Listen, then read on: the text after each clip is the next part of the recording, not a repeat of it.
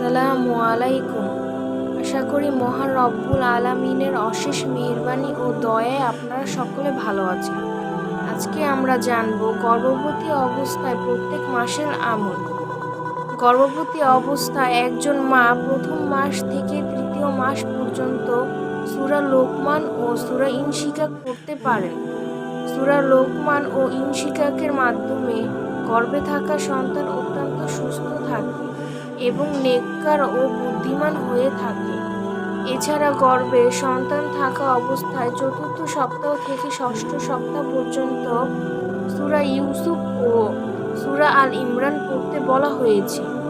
এর পাশাপাশি সপ্তম সপ্তাহ থেকে নবম সপ্তাহ পর্যন্ত সূরা মারিয়াম এবং সূরা মুহাম্মদ পড়তে বলা হয়েছে, যার মাধ্যমে আপনার সন্তান সৎ চরিত্রের অধিকারী হবে। তবে সন্তান থাকা অবস্থায় অবশ্য একজন মাকে অত্যন্ত সতর্ক থাকতে হবে, যার কারণ হল যে কোনো সময় যে কোনো ধরনের ছোটখাটো সমস্যা থেকে বড় ধরনের সমস্যার সৃষ্টি হতে পারে।